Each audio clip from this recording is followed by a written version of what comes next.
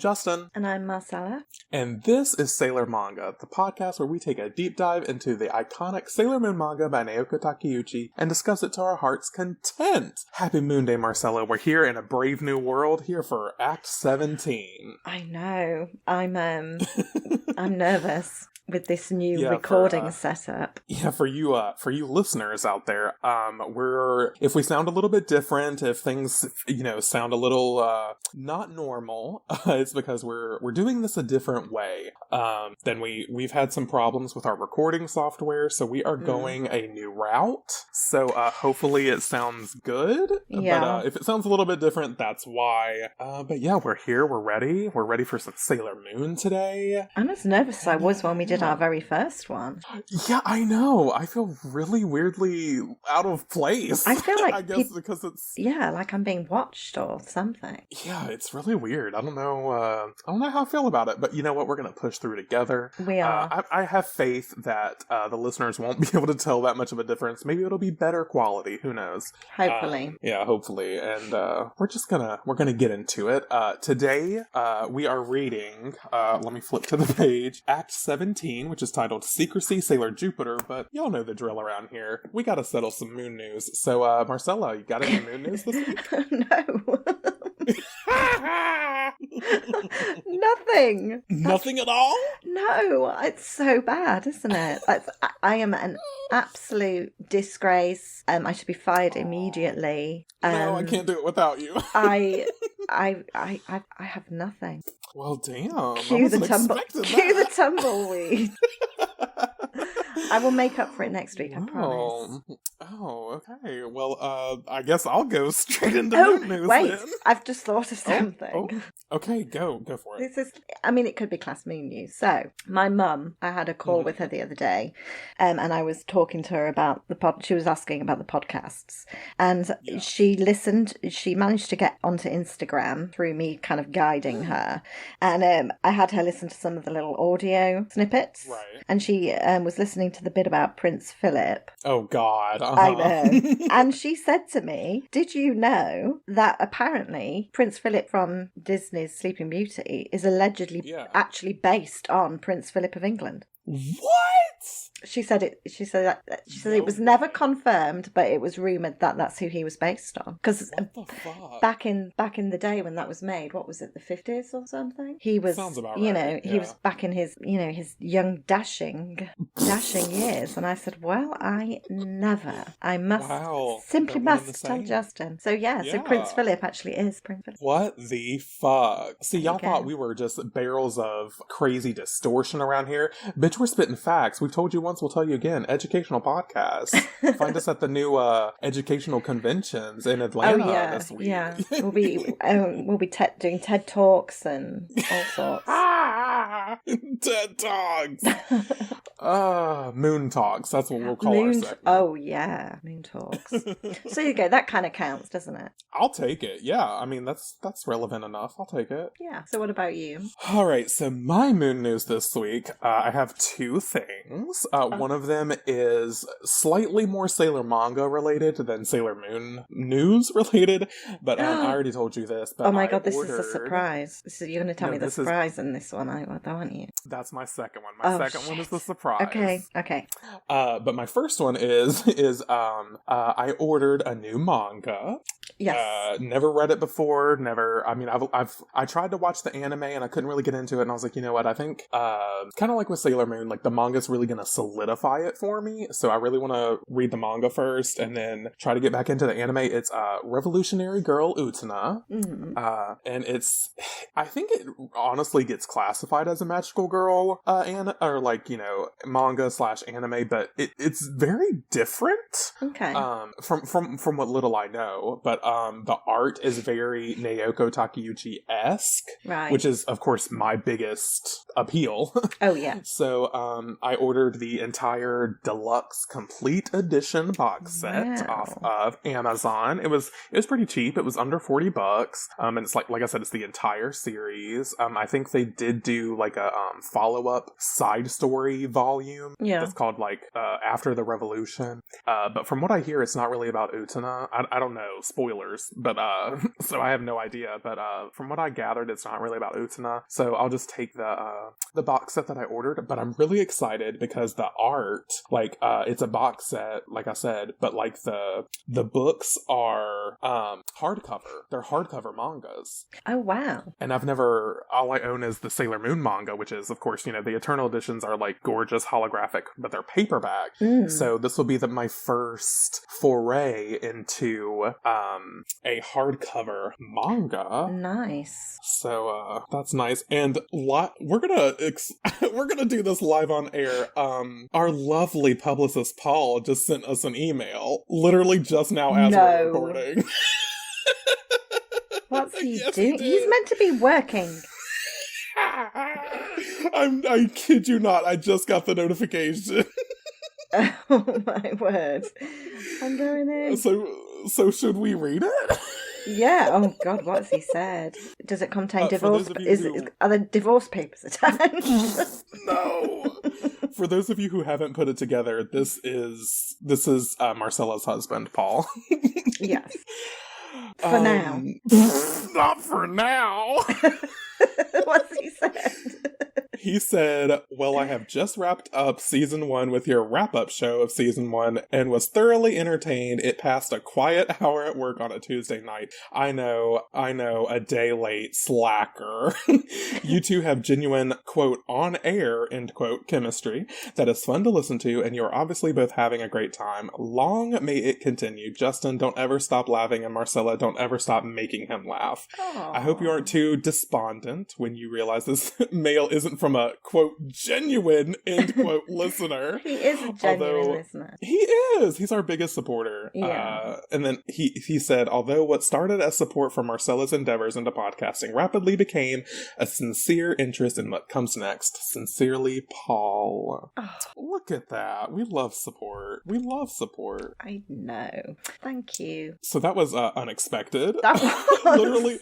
literally as we're recording. So thank you, Paul. Thank you so much. Hope it's okay. I'm just going to say that Marcella saying it's okay that we read it is you saying it's okay that we read it because she's your wife. So I'm sure you'll get over it. Yeah, he'll be fine.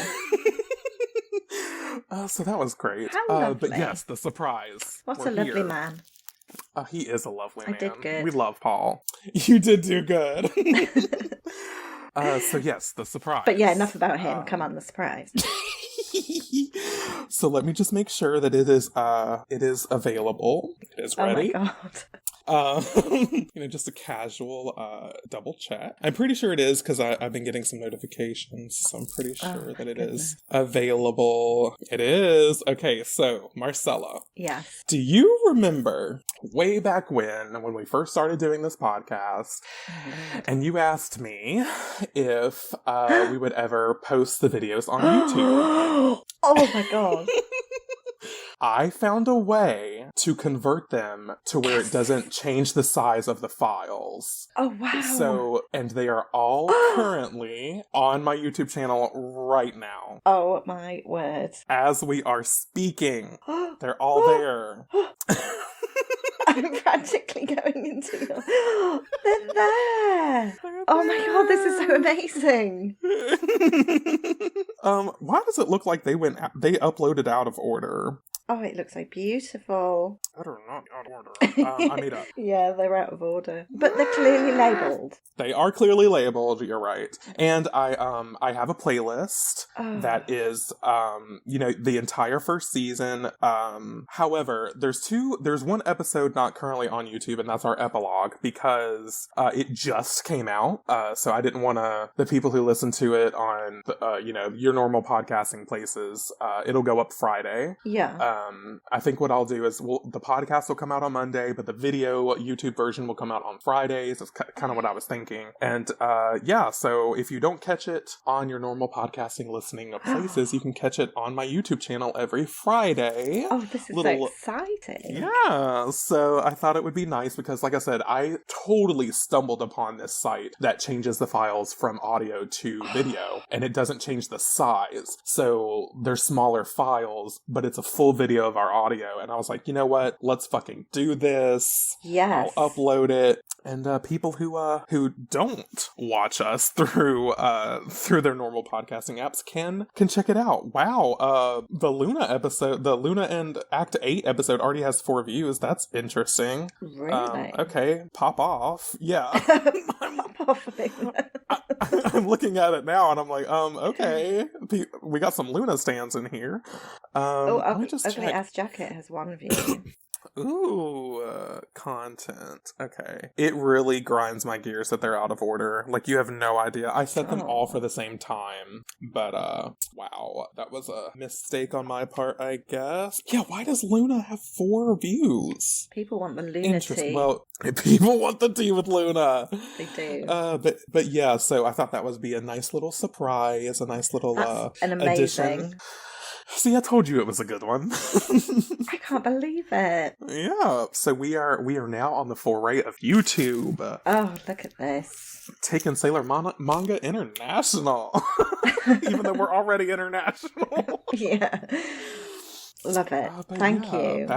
Yeah, of course. And like I said, you can, by the time this podcast airs, it'll be way out. So those of you who if you're listening to this on YouTube when this comes out, hi, welcome to YouTube. But if you're listening to this on your regular podcasting formats, yeah, you could check it out on YouTube if you want. Make it a little easier to access, I guess. I don't expect for people to double listen to it if they listen to it on the podcasting website and they listen or go watch it on YouTube, but oh no, you surely can if you're like, you know what, I don't feel like opening up Google Podcasts, Spotify, or Apple Podcasts. I'll just go to the YouTubes and you can listen to it. So nice. There you go. Oh, I'm so happy. All right. I'm glad. I hope you like it. I love it. Also, I'll just go ahead and throw this in there, even though by the time this airs, it'll already be noticed, but I did figure out a way to upload our new Season 2 art, specifically to each podcast release. Oh, yay. And not only that, but the accompanying YouTube videos will have the Season 2 artwork. Oh, fantastic. So I'm so pleased because I really like the ideas that you had for the different I think they're great. the different arcs. Yeah, I'm so glad that worked out. Me too. But yeah, so Never did there's I our little ever. moon news. That's a great moon news. I'm glad. Despite my earlier anxiety about it. Yeah, and just completely slacking on my part of it. All right. Well, as I said earlier, we are reading today Act 17, Secrecy, Sailor Jupiter. Let me get my wine ready. I got some lovely sweet Riesling here tonight. That's lovely. Ooh, a good H2O. Mm-hmm. With my added hydration salts in. You better stay hydrated. I am, my body is a temple, and yeah. Your body is a wonderland. Even though we don't support John Mayer on this podcast, but that's a bop. It's like a close down. Anyone who hurts Taylor Swift is on our shit list, so... But anyway, so we open up this chapter with a gorgeous color page. Yeah. If you'll remember from the last act, I know I've been doing these little recaps, but Sailor Mercury got captured, of course, by the Black Moon. Hordius took her away. It wasn't looking good. Yeah, it wasn't looking great for our girls. So then we get this beautiful color page. It's like a blue-purple background with some like white ink splotches. Mm-hmm. And Usagi's basically reminiscing on what's been happening, and she's saying Mars, Mercury, no. And we get like a red panel of Mars and a blue panel of Mercury. And then a panel of Usagi crying in her bed. She's very distraught over her friends being taken, as of course she should be. And then we get a picture of Chibiusa, of course in color, and she's like opening up the door to like check on Usagi, see what Usagi's doing, whatever. And then we cut to the chapter page, which is in color and is absolutely fucking gorgeous. Oh, I know. like, there's a lot to derail here. But on one page, we've got Sailor Moon, full color. She has her cape on, I just noticed. She does. She has her cape. And of course, we got Sailor Jupiter next to her. And then in the seam, we've got poor Minako. Poor Sailor Venus. She got the small end of the stick. And then on the other page, we've got gorgeous shot of Mars. And then Mercury, and then Tuxedo Mask with what looks like a sports car. Very Batman. I was about to say it's the Batmobile. Bruce Wayne. Yeah. And there's the Tokyo skyline in the background, pink purple sunset, and then there's rose petals flying all around the page. Oh, looks stunning. It's and very you can see Mars's underwear. I didn't notice that. You're right. She's flashing. She is. Girl. She should be wearing, I don't know, I would have thought she'd have had red underwear to go on, on theme. You would think so, honestly. Yeah, I think she should. Anyway, so then we flip and we get started on the regular black and white content of the chapter. And of course, like I said, this is Usagi reminiscing on everything that's happening. And she's thinking to herself, I can't believe this is happening. I never would have expected it, even in my worst nightmares. Mars and now Mercury, just like that, they're gone. Taken right before my eyes. The Black Moon. And so in these panels, we see Mamoru and Luna. We see some flashback images of Mars and Mercury. And then we see some flashback images of Rubius, Queen Cohen, Queen Berthier, and the linebacker, Droids. Yeah. Luna's with her new BFF. Yeah, like all of a sudden Luna and Mamoru are like inseparable. I'm not sure why, but I kind of like it, I guess. Yeah, I think I kind of do actually. Yeah, maybe it'll bring out the liar out of her. So, yeah, he might be a good influence. Yeah, I hope so. Alright, so Usagi ends her inner monologue with thinking, who are they? What do they want? Well, clearly they want the Guardians, because this has been a trend. Like, one is a coincidence, two is a pattern. Yes. So then I guess she hears that someone's, watching her at the door, like we said Chibiusa's doing. And she's like wiping away her tears. She's like, who's there? And she sees the Luna P ball, and it's beeping for whatever reason. And it looks like it's also bouncing on its own accord. Bouncing towards her. Yeah. And Usagi is shocked. And then the Luna P ball starts to talk as it starts to spit tears out of its eyes. And it says, don't cry, lady. Don't cry, lady. And if that's not a mantra, I love that. That could be the title of this podcast. I love that. Don't cry, lady. Yeah. Anyway, Usagi doesn't like this. She's not about it, because she picks up her pillow and she's like, it can talk? And she's ready to smash the fuck out of the Luna P ball, which, honestly, you should. But why is she more shocked at the talking ball than she was when she first met Luna, the actual talking cat? You know what? That's a fair question. I have no idea. I didn't even think about it. Yeah, that's fair. Usagi, well, we know Usagi is not the most sharpest tool in the shed, we'll say. So, who knows? Who fucking knows? Although you're right, like, especially now that she has all her past memories, you think that she would be, like, more open to shit? I don't know. Yeah. Anyway, moving on. Then we hear, don't hit Luna P. And of course, it's Chibiusa. And, Usagi's like, what? Luna P? You mean this thing? Did you name it after Luna? It's like, wasn't she there for that whole conversation about the Luna P, or was that just Mamoru? Maybe that was just Mamoru. Yeah, I think it might have just been Mamoru. Yeah, maybe it was at his apartment. But Chibiusa just doesn't say shit. And then she reaches behind her back, and she reveals the Tuxedo Mask doll with his rose in hand. And she's like, here, you can borrow him if you want, but only for a little while. And Usagi's like, what? A Tuxedo Mask doll? How did you get this? And Chibiusa's like, it was a present from Mamo? And then Usagi says, Mamo? Since when do you get to call him Mamo? He never gave me anything like this. Mamo, how could you? Why does Chibiusa get everything? She is pissed off. She's got the real thing, though. Yeah, like, I was about to say something real inappropriate. They're teenagers. We won't go there. Oh, okay. But yeah, you've got the real thing. You don't need to worry about this doll. And Chibiusa says, oh, when I saw you crying, I thought you were sad, but you're fine. And it's like, what? And Chibiusa's just like standing there watching her. And Usagi's thinking, was she actually trying to cheer me up? It's like, come on, Usagi. The girl's trying. I know she's annoying as fuck, but like we're slowly but surely becoming Chibiusa stans on this podcast. And give the girl a break. Come on. She was trying. Yeah, she was. This is her trying. Yes. Oh, such a good Taylor Swift song. Anyway, then we cut to the Crown Game Center, which we love. And who does Usagi run into but, of course, Mamoru. And she's like, Mamo! She's got a bone to pick with him. She's ready to fight. She's going in. She's ready. She's ready for a fight. Look out, Mamo. Yeah, and Mamoru, for some reason, is obsessed with saying the word yo, I've noticed. Because he says, yo, Usako, you're the first one here. And then he's like, this is new. Did you come here together? And of course, Chibiusa followed Usagi. Aww. Because Usagi was like, huh? But Chibiusa's right behind her. And Usagi says, Chibiusa, you followed me. But we gotta pause for fashion, okay? Y'all know the drill. Usagi, Michelle Marie Elizabeth Tsukino. is wearing this black dress, but it's like got overall straps. Yeah. Kind of.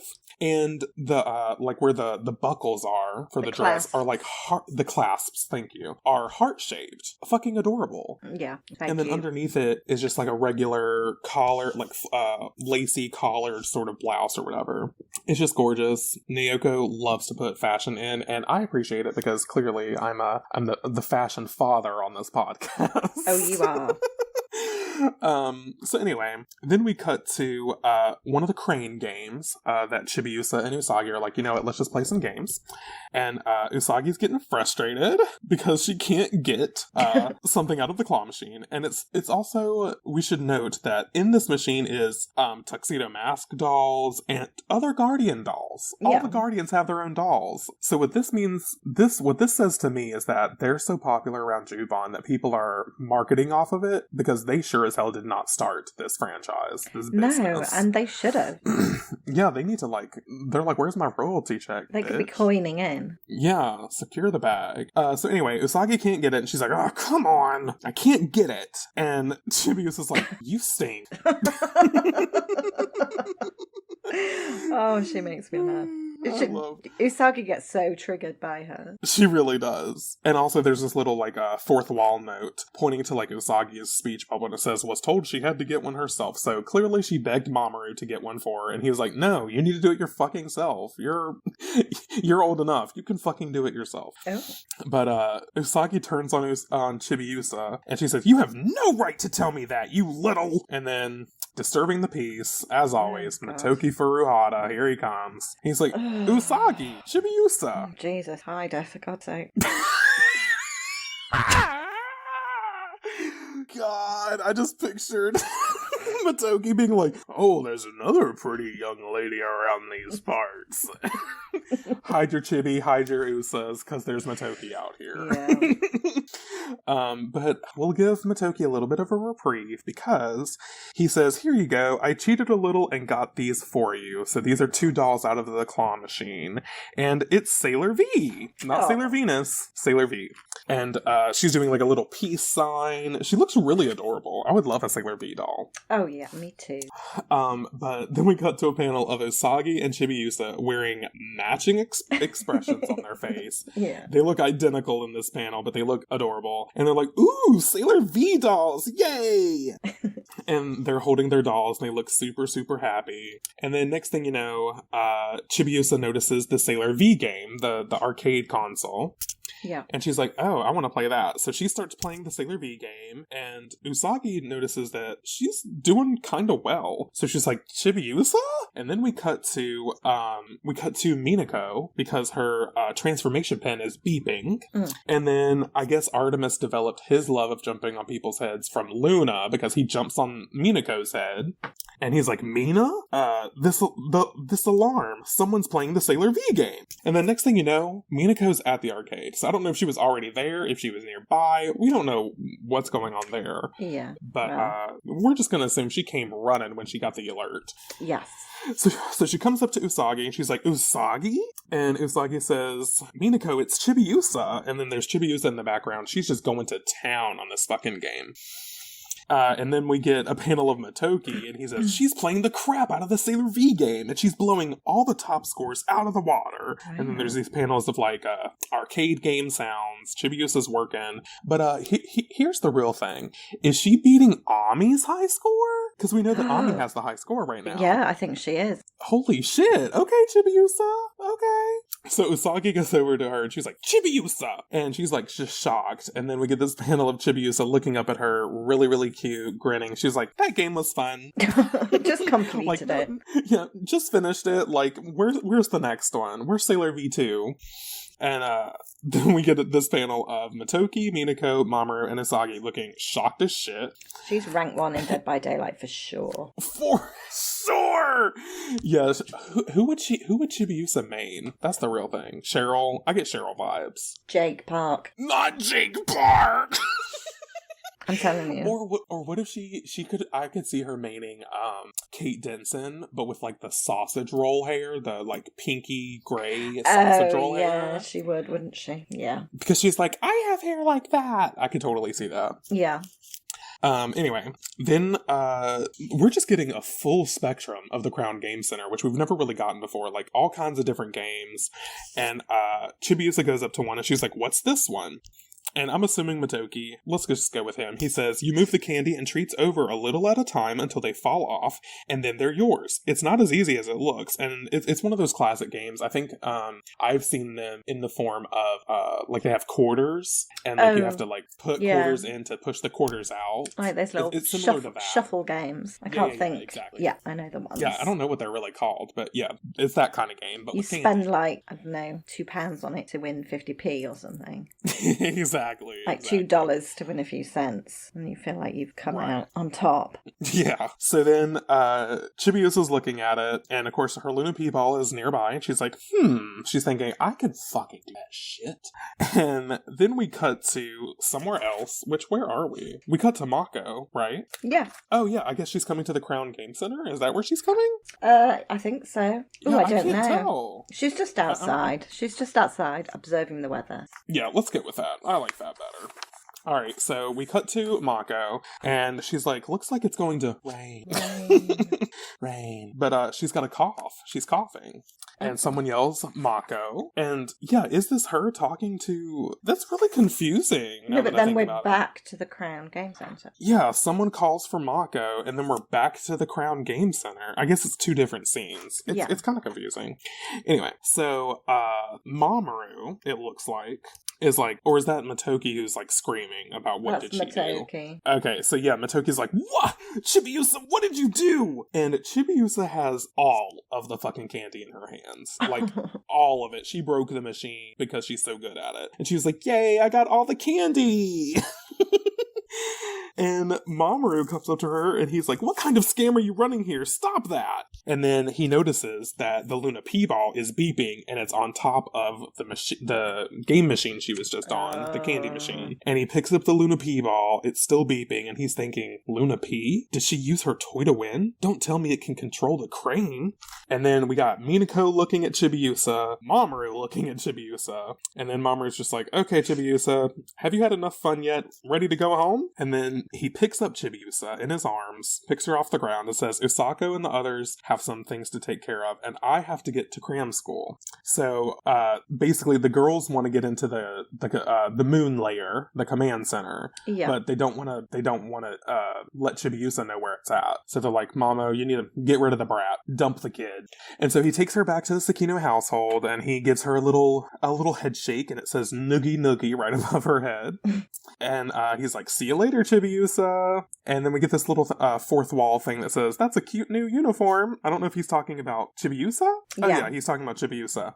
Because she's in like an elementary school girl uniform. Similar to the other girls, but of course, she's in elementary school. Or she would be, I suppose. Yeah. And so she pops into the house and she hears Ikuko on the phone. And Ikuko says, oh dear, what time will you be home tonight? And Chibiusa's just intently listening, and Ikuko says, your favorite, Shabu Shabu, which, do you know what the hell that means? Is this a Google? It's a Google. It's a Google. I want to know. It sounds tasty. Oh, shabu shabu is a Japanese hot pot dish of thinly sliced meat and vegetables boiled in water and served with dipping sauces. Ooh. Derived from the sound swish swish. Oh, interesting. Oh, it kind of looks good. I'm looking at these pictures. Yeah, that's made me hungry. Okay, we gotta get off that, because that looks absolute wonderful. Ooh, shit, that looks good. Ooh. Okay, sorry. I got a little sidetracked. Don't worry about it. Okay, so then we cut to the Crown Game Center, back to the Crown Game Center, and I don't know who's saying this. There's a star icon next to it. Do we know who the star icon represents? I have no idea.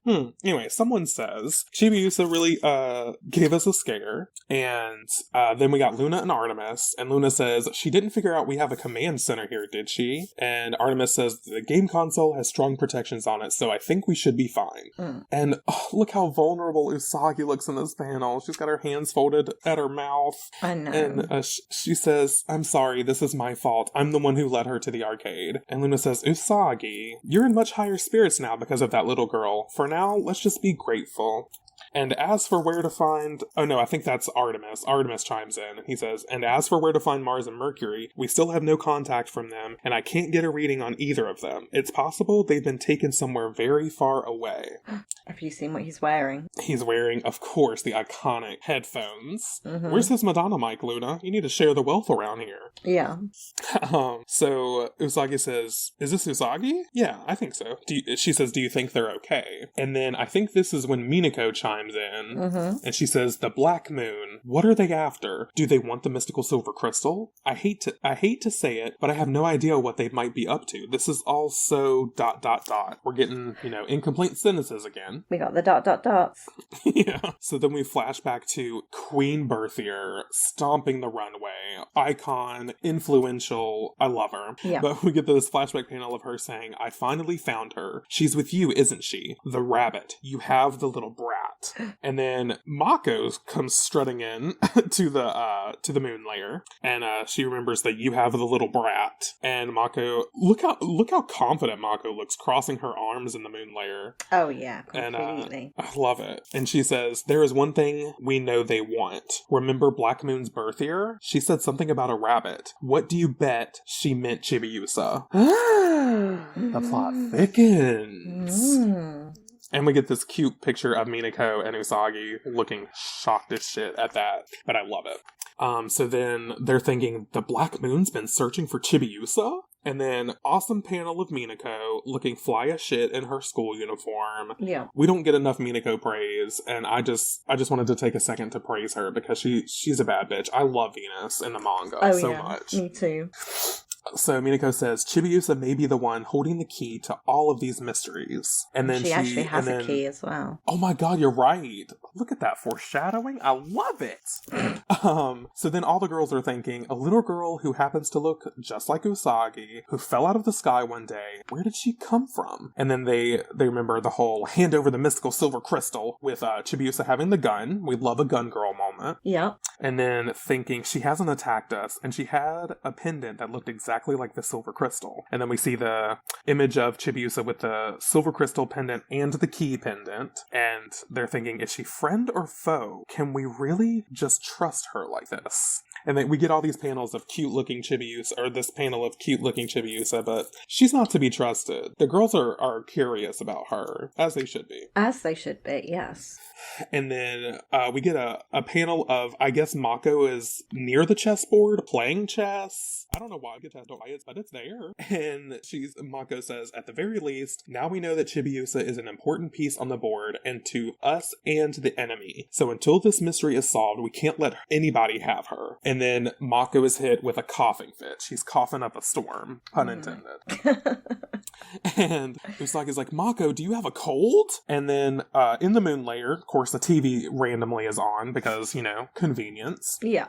And we hear we're getting some heavy downpours with the rainy season coming early this year. The last several days have been quite chilly. Yes, and there's an unusual strain of cold going around. Be careful, everyone. Now on to our next story. Have you heard of crop circles? You mean those strange, circular patterns that appear overnight? I've heard of them showing up in, say, the United Kingdom. Marcella, you need to watch out there in your neck of the woods. I know, bloody hell.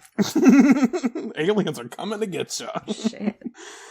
And then Luna and Artemis are intently listening to this broadcast. And the people on the TV say, as a matter of fact, now everyone's talking about a similar crop formation that appeared inside Tokyo just a few days ago. And we get a little image of the crop circle looking thing. Mm. And Mako says, that's scary. I feel like the Black Moon is already deep into our society, moving quietly in the shadows. There really is no telling what could happen next.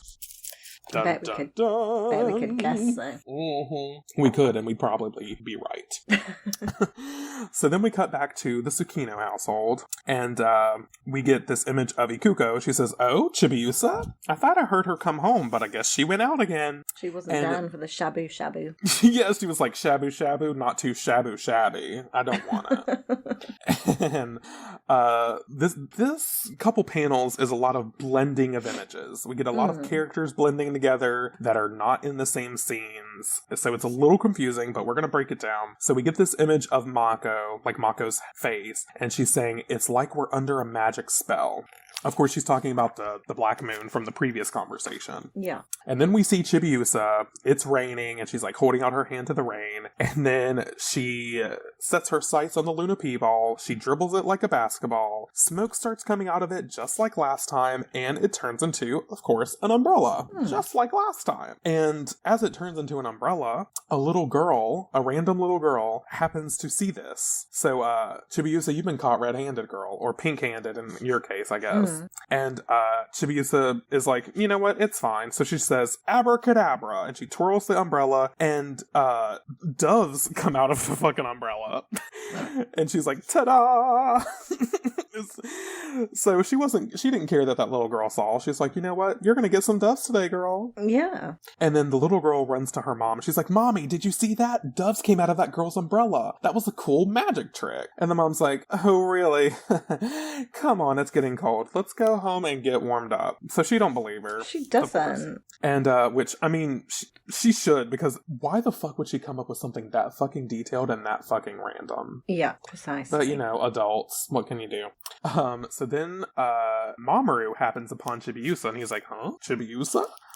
And then we get this panel of Chibiusa, and she's saying abracadabra, abracadabra, ta-da. And then we get a cutaway panel to someone we've never seen before, but looks suspiciously like a sailor guardian. Yeah. She's got the bow, she's got the choker, and she's got the tiara.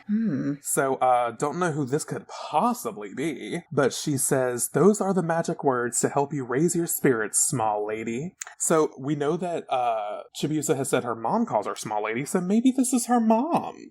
Maybe. Obviously, me and Marcella know, but who knows, listeners? I don't know. So then Chibiusa clutches, this makes her think of her key that's on her necklace, and so she clutches it as lightning and thunder flashes. Ooh, I hit my mic, excuse me.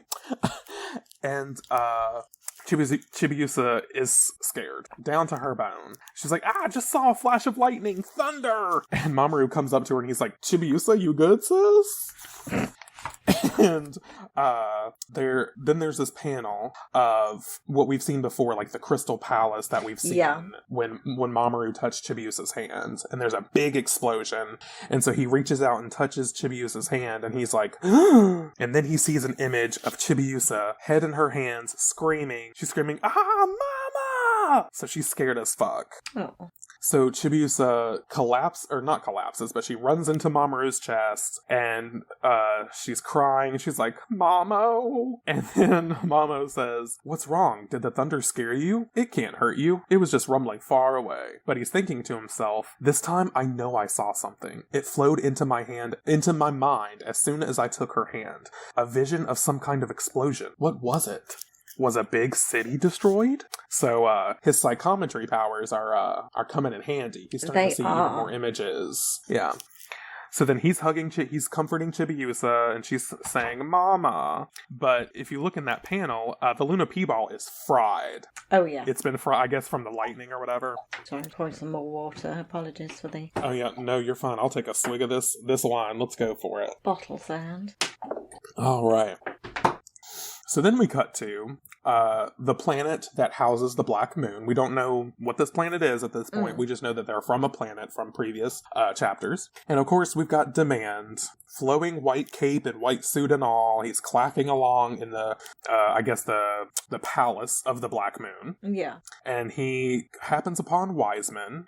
And then behind Wiseman is this glowing orb which houses Sailor Mercury and Sailor Mars, still transformed just as they were captured. They're like in a temporal stasis sort of thing. They're yes. They're in a sleep, but they're exactly as they were when they were captured. Which I find interesting that they're still transformed, that their powers were like not depleted to where they de-transformed. Yeah, that's true. I was thinking about that. Yeah, just it's very encapsulated as they were. Yeah. So, Demande says, do you think that they too will remain young and live forever, like that queen? So we don't know what queen he is talking about, but there's some queen involved. And then he says, with the power of the mystical silver crystal. The mystical silver crystal, a source of infinite power that brings the promise of eternity. I can't wait to see the look on that woman's face when I crush that vile stone with my hands. Ooh. So he's pressed. Call him a panini because he's pressed. Oh, panini. Oh, yeah, could eat one of those. I love a panini. I'm so hungry. Okay. I am. Oh my gosh. Okay, anyway. So then we cut to Wiseman and Clyde on set energy. George hit the tape. Calm yourself, my prince. Remember, haste makes waste. Thank you. I love doing those little voices. I'm trying to get me some voice acting work. But anyway, then Saphir pops into the room. Oh, yeah. And he says, love this twink. He says, Prince Demande, we shouldn't underestimate the Sailor Guardians. We've already suffered unexpected casualties. And we get a flash of Cohen and Berthier. Yeah. And Saphir says, we have a carefully constructed plan. We just have to follow it. But brother, if you keep ignoring what we've ... And Demande says, Saphir. And that eye thing that he had on his forehead, his third eye, if you will, starts to glow, and it looks like he slaps Saphir with like an unseen force. It's like I was going to say bitch slaps him, doesn't he? Yeah, he bitch slapped him with like psychic power. What the fuck? Because next thing you know, Saphir's like rubbing his cheek, and Demande says, I will do things my way, and I will not let you interfere. It's okay, like, calm down. Okay. Yeah, he's very aggressive. We need to scale it back, public school. Scale it back. So then we cut to Rubius, and he happens upon, our merry band of miscreants. Here we go. The suck up. I know, fucking Rubius. He says, my, what a strong leader you are, my prince. It's like, shut the fuck up. Get a room. Bullshit. Yeah, get a room. So then we get these beautiful, beautiful legs. I think, haven't all of the supernatural sisters been introduced by just their legs first? Yeah, when they walk into the room? I think they have. And with good reason. All about the legs. Yeah, because every single one of the supernatural sisters are fly as fuck, fashion-wise, honestly. Yeah. So this is a new one, and she says, Prince Demande, I, your humble servant, Pets, beg your permission to seek revenge for my dear sisters Cohen and Berthier. So this is Pets, which is the most unusual name of all the sisters, in my opinion. Very weird. It's with a Z, P-E-T-Z. And it makes me think of wondering. Pez, the Pez sweets. Yeah, Pez dispenser, yeah! But let's just quickly talk about her fashion, because I got to. She's wearing gloves all the way up to her elbows. She's wearing this thing behind her back that's very, how do you even describe it? I don't know. It's not a jacket. Her arms are exposed, but like this thing that clumps up around her back. This like material. And around her breasts are these ornate, they look like eyeballs, but they're like metal. They're really cool looking metal. And of course her color scheme is hunter green, like a dark green. Mm. And her hair is like, I think her hair is also green from like the anime. Yeah. And of course she's got the black moon inverted crescent, but her hair is like in an updo. She's got like a bun. And Pets says, I propose we take our project in a daring new direction. direction. We will show them just how powerful we are. Code 003, Operation Renew. Let us reset the game board. We will turn all the pieces into the Black Moon's pawns. I will find the mystical silver crystal and hunt down the rabbit, and after that, we can take our time. And of course, we can. Of course, wait, who says of course we can? Is that Demand? Yeah, I think it's Demand, because she says we can take our time. Yeah. Okay, so Demand says, of course we can. There's no need to rush. Leave me. I wish to be alone. But then it looks like he leaves. Am I wrong? It looks like he leaves. Yeah, that's true. He says, I wish to be alone, but then we see him walking. So, whatever. Whatever you fancy. And he comes to this almost altar-looking place inside of the Black Moon Palace. And there's a glowing image in, there's a column in the center of this altar. And there's, this glowing image. And Demand is, transfixed by it. It's glowing. And what is this? It looks suspiciously like Princess Serenity draped in, some ornate beads. It does. So, that's interesting. And as he's looking at this image of assumably Princess Serenity, Demand says, everything I desire will be mine. Everything. Dun, dun, dun. Yeah. So then we cut away from the Black Moon planet, and we cut to one of our new favorite locations, at least one of my new favorite locations. Yeah. The Crown Fruit Parlor, where most everyone is gathered together. But we specifically cut to Mamoru, and he's thinking, ugh, Chibiusa. I know she wants me to fix it, and of course he's talking about the Luna Pea ball. It's on the table. On the fritz. And we get this it's on the fritz. And I love this cutaway panel of Chibiusa being like, fix it, Mamo! It's really cute. But he says, but I have no idea where to even begin. I want to open it up and look inside, but I can't find a seam anywhere. And Luna's looking very nervously at the Luna Pea ball, because we saw in one of the previous episodes that she has this vendetta against the Luna Pea ball, and I just love that they're continuing it. It's really cute. So then we get this panel of a frustrated Usagi, of course. And she's just mad whenever Mamoru brings up Chibiusa. She's very jealous. Yeah. So she says, Chibiusa, Chibiusa, Chibiusa. She's all anybody ever talks about. Did you know she's going to school now? This is unbelievable. Why would mom do that? And of course we get this little cutaway of Ikuko being like, it's required by law, dear. Because I guess now that Chibiusa's around, she has to go to school. Yeah, sucks. Yeah, it sucks to suck, girl. But we all had to do it, and you are no exception. So then Mamoru says, we decided to protect her, didn't we? Besides, she's really warmed up to you lately, Usako. And Usagi's like, Mamo, you've already made up your mind, haven't you? You refuse to see her as an enemy. And then we get a little panel of Unazuki. We don't really get to see a lot of her face, but we know it's her. And she says, come on in, as Asanuma walks into the fruit parlor. And Asanuma sees Usagi, Luna, and of course, Mamoru. And he's thinking, Mamoru-senpai? Is he on a date with his girlfriend? And a cat? And then we cut back. and a cat? Yeah, third wheel in it, Luna? And then Mamoru says, I can tell. Every time I touch her, I know. I don't know how, but I feel it in my hand. I feel that she's afraid. And I feel that she needs me. I feel that she's not our enemy.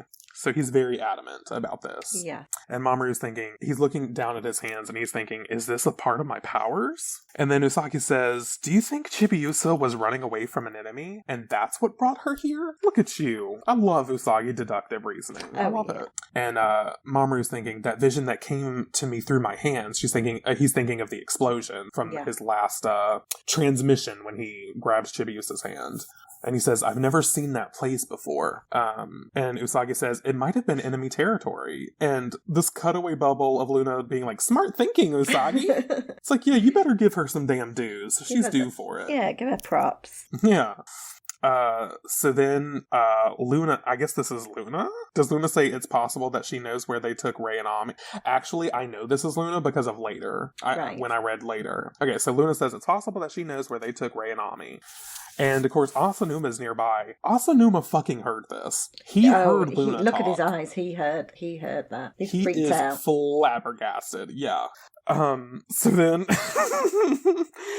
I guess this is Asanuma's thoughts, and he's thinking, someone took them? There's an enemy? And this panel, Marcella. of Luna looking so mischievously at the Luna Pea Ball is one of my favorite moments of this entire chapter. Oh. She's looking at it so, like, devilishly, and then she paws at it, and it starts to smoke. And Asanuma's thinking, just who are these people? And there's smoke all over the fucking parlor, and Mamoru's like, Luna! And she's like, I'm sorry! She couldn't help herself. She couldn't couldn't. keep her paws to herself. It's so good. So then we get this little image of Usagi, what looks like Usagi and Mamoru leaving the parlor, just as Mako comes into the parlor. And Mako still has her cough. She's still afflicted by the cold that was mentioned by the broadcast earlier. Yeah. And she happens upon Unazuki in it. She's got a mask on though. Oh, she does have a mask on. We love a masked queen. Yeah. She was ready.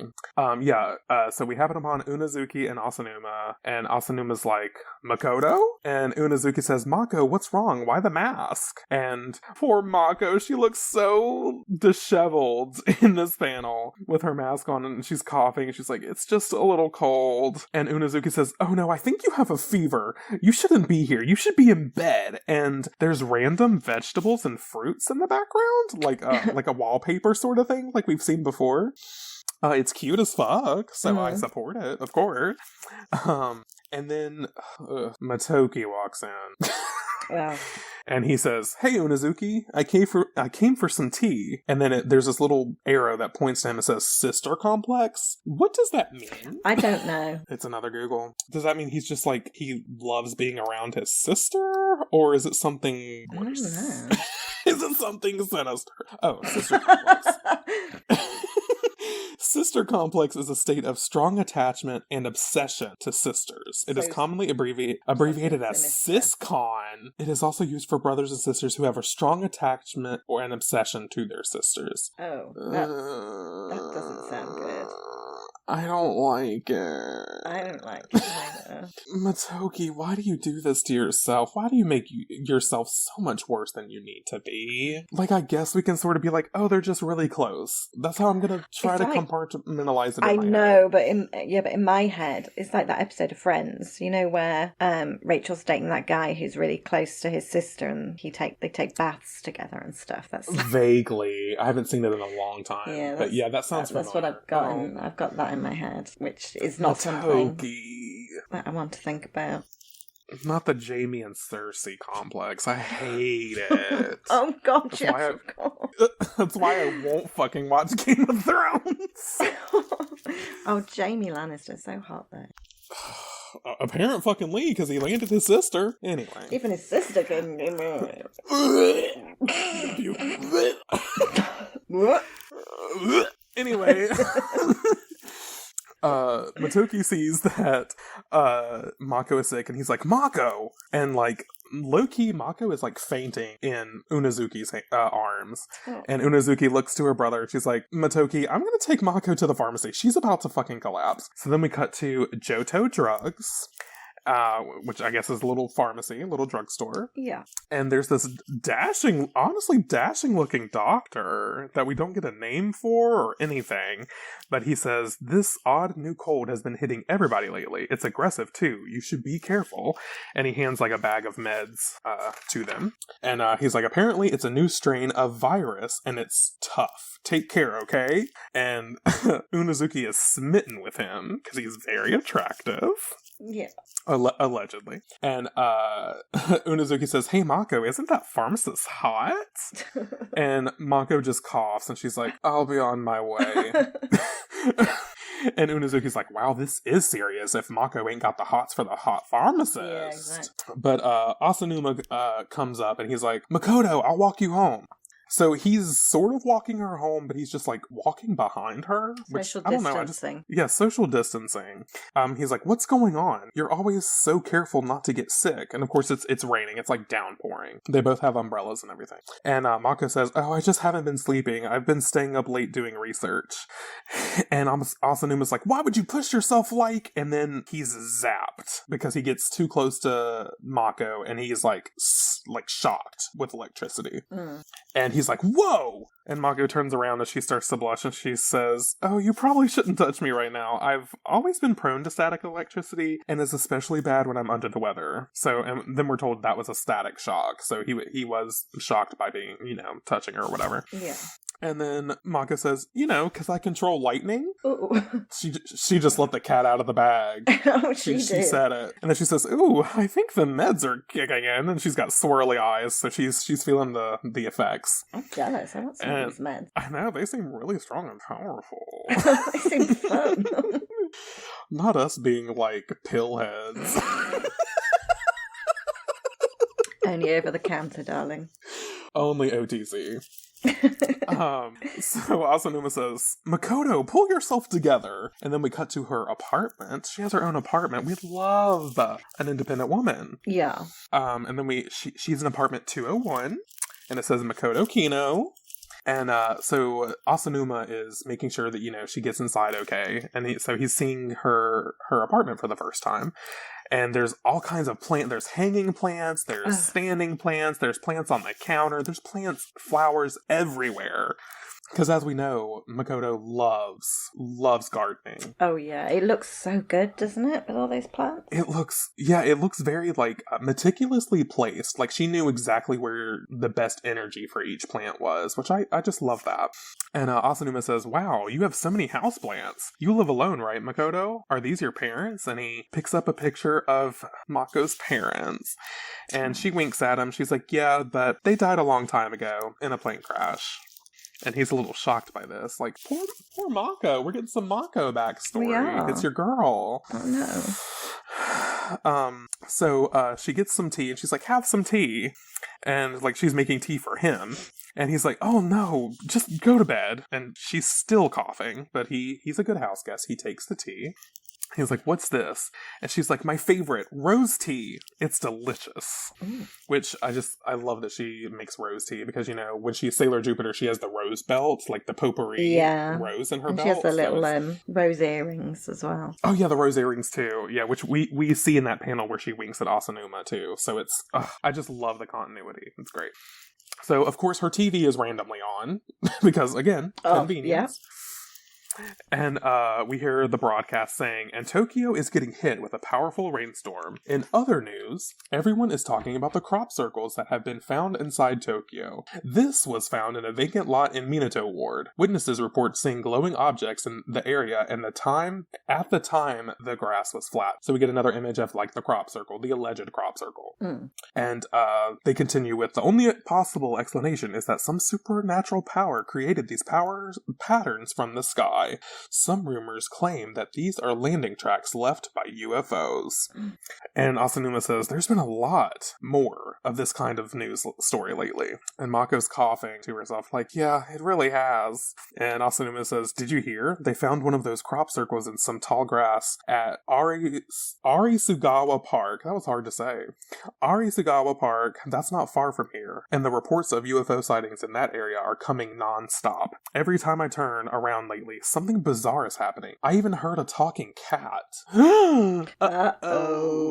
Uh-oh. And we get this hilarious panel of close-up sweat drop Makoto face with cats in the background, little drawn cats. Yeah. And she's like, eep. And Asanuma doesn't let her have a breath. He says, she said someone took Rei and Ami, so that's how I knew that Luna said this earlier. Yes. He says, what did she mean? And then he says, and you and all that electricity, and Mamoru has those powers? What's going on? Are you something other than human? And Mako's like, oh shit, here we fucking go. So she's a little shocked at first, but she warms up to it, and she's like, you remind me of one of my old best friends. She was honest and straightforward, just like you. She adored me with her whole heart and soul, but I up and moved away. And we get this little image of her, and I don't think she has a name. No. I really wish that we had her name so I could name drop her, but here, let's do a quick Google. Makoto, old friend. Let's look it up. Maybe I should have typed in Sailor Moon. Sailor Moon. Makoto's old friend. Makoto's friendship. No, that's not it. Ugh, really? Nothing in manga. I know this is thrilling for the people listening.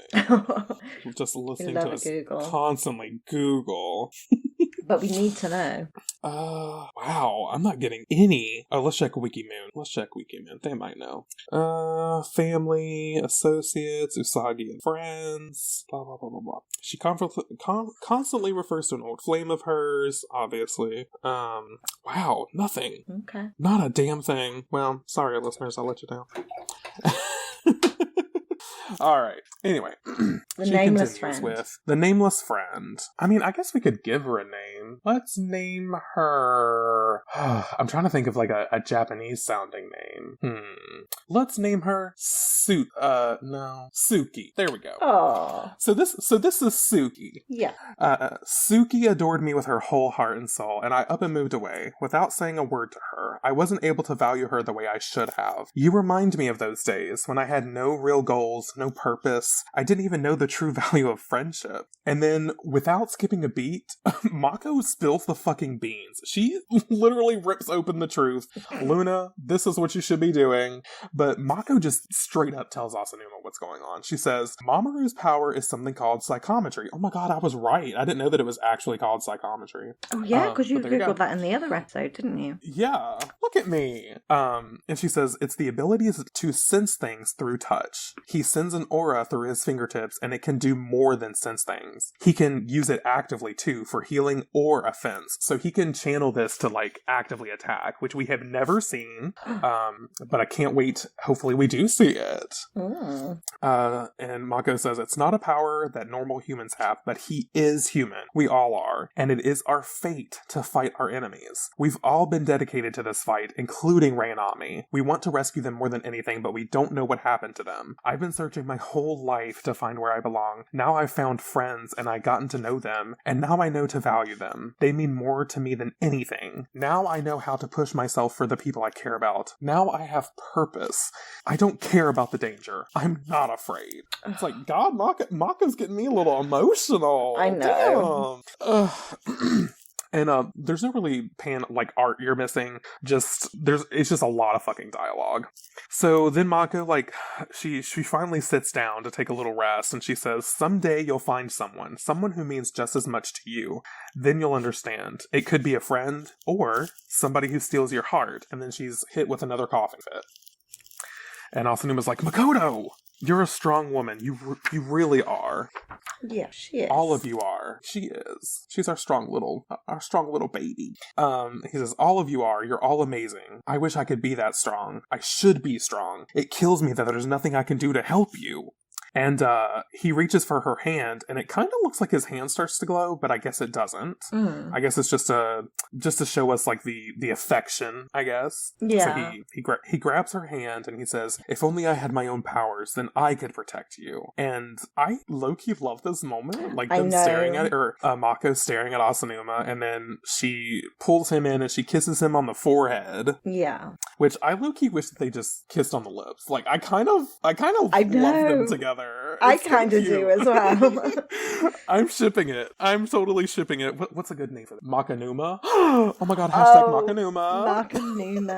Makanuma. Make it happen. So she pulls back and she just is staring at him lovingly, and he starts to blush, and he's like, I won't tell anyone. And when I first read this, I was like, what, that she kissed you? And I'm like, about the truth. Yeah.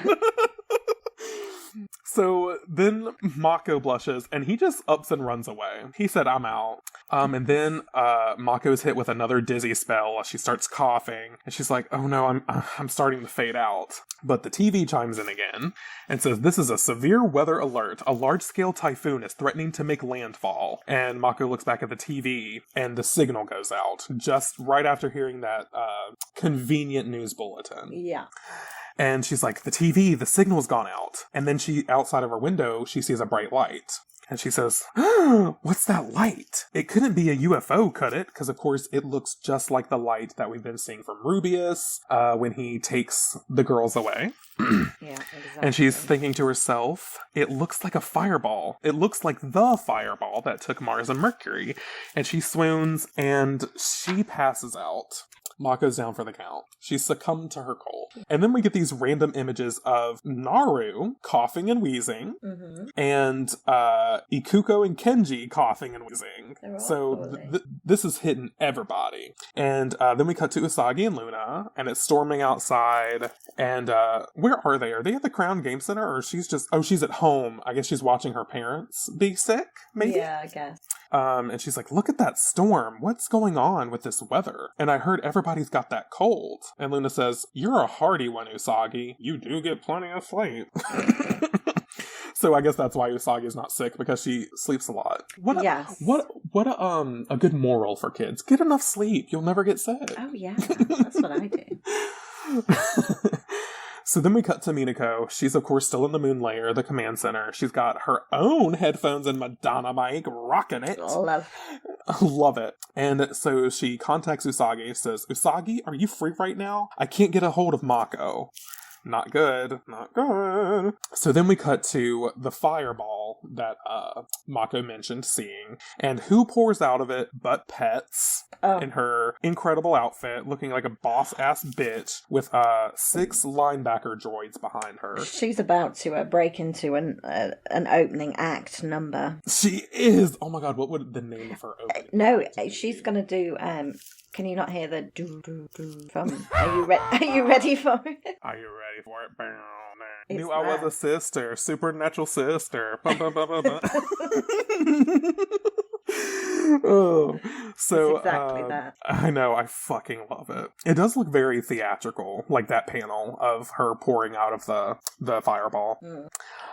Anyway, Pet says, now that the storm has carried our aggressive virus from the saucer to infect the entire city, their symptoms should be reaching their peak. And she's like putting her pinky up to her mouth, which I don't know, I just think it's funny.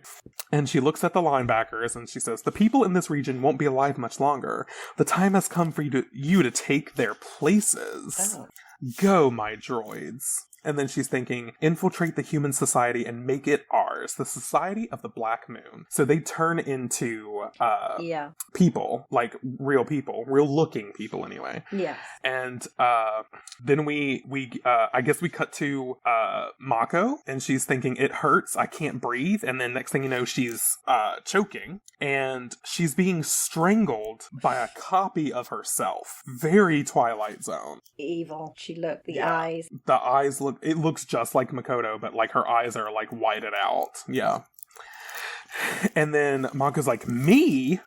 And she's struggling to get to her communicator. And luckily she finally does. And she says, Usagi, it's the enemy, come quick. And Usagi hears this and she's like, Mako!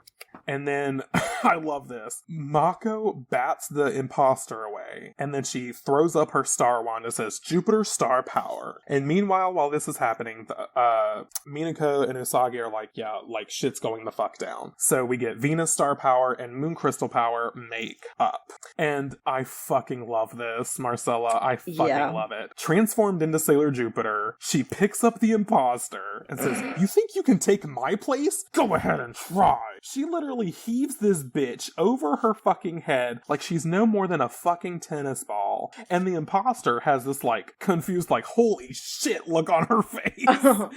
It's so great. It's a slam dunk. It is a slam dunk. So she throws the imposter away. The imposter thuds to the ground and then turns into, of course, one of the linebacker droids. And at the same time, Sailor Jupiter sees the flying saucer. And Pets appears to her. And Pets says, "Aw, you're supposed to be dead. I want to repay you for what you did to my darling little sisters.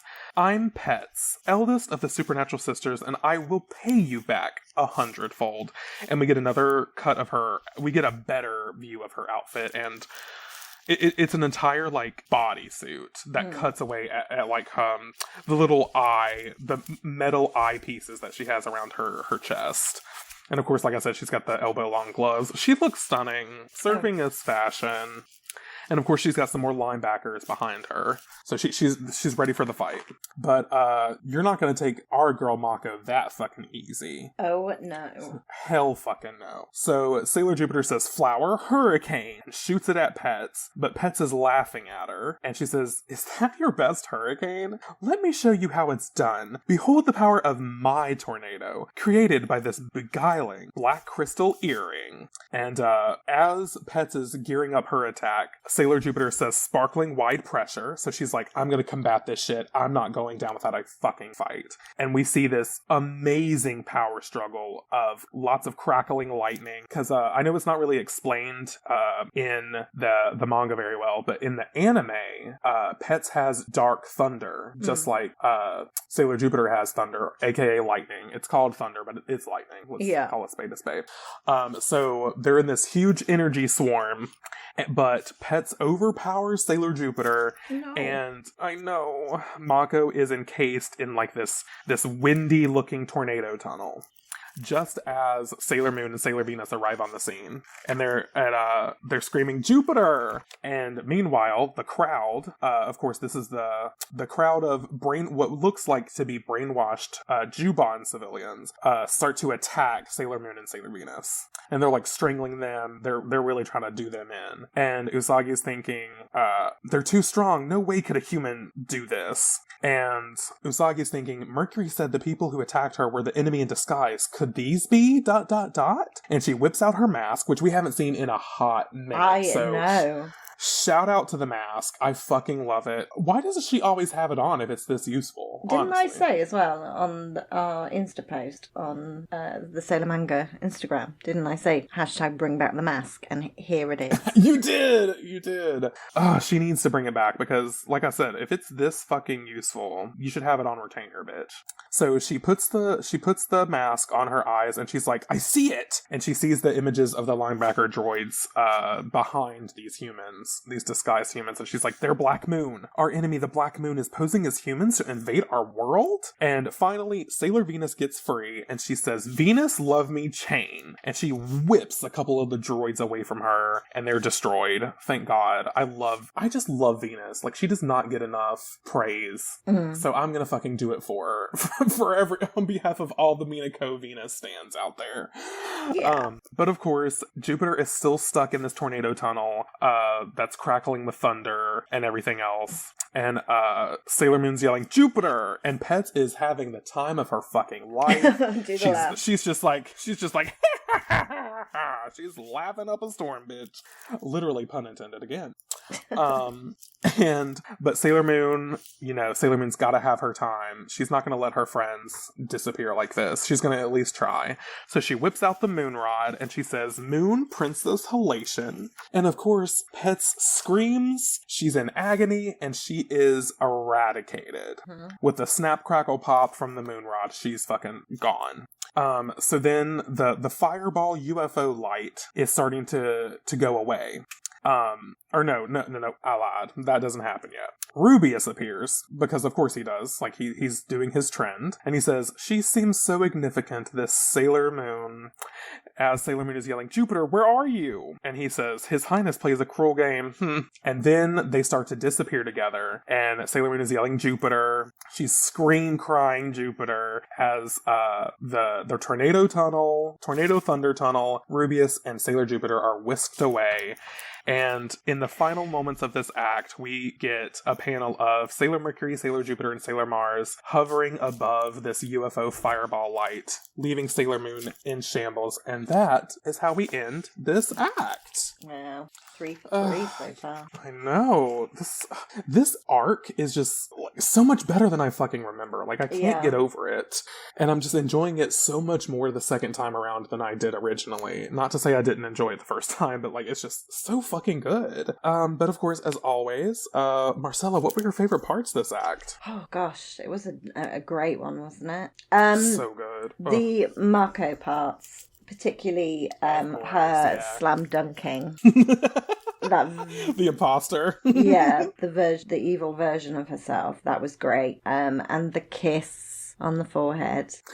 Yes! That was so cute. So cute. I think what also stands out, I love whenever we cut to the Black Moon and just have those little bits. Me too. Find it really interesting. But I particularly just liked Chibusa acing the games at the arcade. Yes, we love a gamer girl. Yeah. So they're my 3 standouts, I think. Hell yeah. What about you? So mine are, I think I can boil mine down to 2. The first one being Mako and Asanuma, #Makanuma, the new power couple. Yes, he's a little bit younger than her, but only by like a year. Oh yeah, fine. So like they're in the same age range. And I love the idea of like this younger little scrappy pseudo brother of Mamoru being into Mako. Like I don't know, I love it. And their chemistry is undeniable in those panels. You can't tell me that they don't have some sort of chemistry. Oh no. Way better for her than Motoki because #sister complex. Oh. We're not dealing with that. Unazuki, get out. Blink twice if you need help, girl. I don't like it. Yeah, please. And then my second part, why did I just forget it as soon as I'm about to talk about it? Let me flip through. What was I gonna say? Was it the fashion? It should be, if it's not. I know what I was gonna talk about. I was gonna talk about Luna. Luna's vendetta against the Luna P-ball.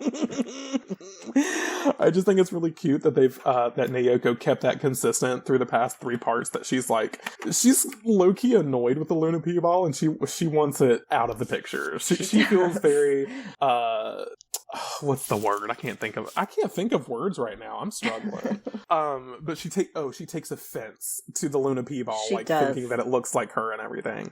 But yeah, I do have to, you're right. I know y'all are getting tired of me talking about the fashion. The bitch, it's amazing. This arc is so much more fashion heavy than the first one. Oh, no offense to Dark doubt. Kingdom, but this one's just getting so good. I loved Beryl's getup, but this one is yeah, Naoko Takeuchi streets ahead. Off. Yeah. Yeah, I agree. It's just like Pet's outfit, like that bodysuit, like that stops right at her like metal chest plate that look like eyeballs. Like, come on now, fashion. But yeah, those are definitely my favorite parts. God, I'm just so like loving this this read through of the Black Moon arc. I can't say it enough. Yeah, me too. It's just so good. But next week, we will be reading, of course, Act 18, which is titled Aggression, Sailor Venus. So, are we going to follow trend? Are we going to shake it up a little bit? One thing we're definitely going to talk about next week is this amazing chapter panel, which we will talk about next week because I have opinions about it. Like, holy shit, I'm flabbergasted. It's fire. But thank you guys so much for listening to this episode of Sailor Manga. We truly appreciate any and everyone who listens to this podcast, whether it's on YouTube like you can now, or if it's your regular podcast means. And thank you. Shout out to Paul. Thanks for the email. Yeah, thank you so much. But you can find me on the internet at JustinGray22 across Twitter, Instagram, and YouTube. And you can find us both on Twitter at Sailor Manga Pod. And you can find us on Instagram at Sailor Manga Pod. We're keeping them posts steady over there. It's popping over. Oh, you're doing Instagram. Such an amazing job. Thank you. I'm trying to keep the Instagram and the Twitter going as much as we possibly can. And also, just a quick little shout out to Sailor Moon Fan Club on Twitter, who retweeted one of our tweets about the epilogue episode, and it got a lot of people to watch it and like it, which we were really excited about. Oh yeah, I think it has like 143. Great. I think it has 143 views right now, and I'm like, oh my god! That's amazing. So that's great. Yeah. And lastly, you can of course email us just like Paul did at sailormangapodcast@gmail.com. Get in contact with us. We don't have to read your email, but we love hearing from you guys. So please reach out. Please do. All right. Please do. I think that's all we got this week. So in the name of the moon, we'll be back soon. Bye guys. Bye.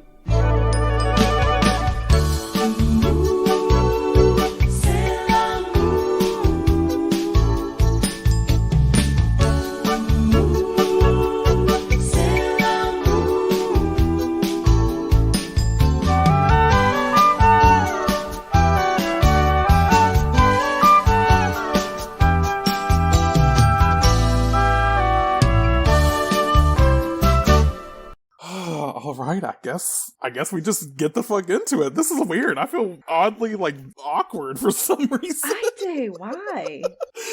I guess it's just because, like, it's a new way where we haven't done this before. So I'm just like, I'm like the little nerdy girl with glasses, and her lunch just got pushed to the floor by the school bully. I don't know. I feel weird. All right, I'm ready.